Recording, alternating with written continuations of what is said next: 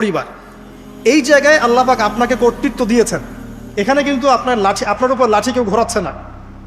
আপনি as a বাবা আপনি পরিবারের কর্তা, অ্যাজ এ স্বামী আপনি পরিবারের কর্তা, ভাই আপনি পরিবারের কর্তা। আমাদের প্রথম স্টার্টিংটা এই ফ্যামিলি থেকে করা উচিত। তো আল্লাহ পাক এই বিষয়ে কি বলছেন আমি ওই আয়াতটা বলে সামনে যাই। আল্লাহ পাক সূরা তাহরিমের মধ্যে 6 নম্বর আয়াতে বলেছেন যে ইয়া আইয়ুহাল্লাযীনা আমানু, হে মুমিনগণ।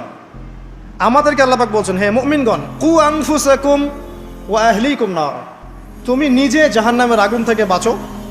আগে নিজের চরকায় তুমি তেল দাও, নিজে জাহান্নামের আগুন থেকে বাঁচো।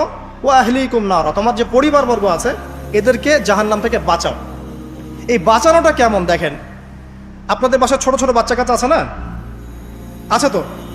একটা বাচ্চা যদি আগুন ধরতে যায়, ধরেন ও বোঝে না যে আগুন কেমন হবে, ছোট বাচ্চা কয়লা ধরতে যাচ্ছে, হ্যাঁ আগুন হাত দিতে যাচ্ছে, তো আপনি কি করবেন? আপনি তাকে সেভ করার চেষ্টা করবেন। সে যদি বলে না আমাকে ছেড়ে দাও আমি ধরবই, আপনি প্রয়োজনে একটা থাপ্পড় দিয়ে হলে সরাবেন কেন, তাই না? এটা হচ্ছে বাঁচানো। আপনি আপনার শিশুটাকে এই যে হাতে আগুন নেওয়া থেকে বাঁচালেন। আল্লাহ পাক এটা বলছেন নিজে বাঁচো, পরিবার বর্গকেও বাঁচাও।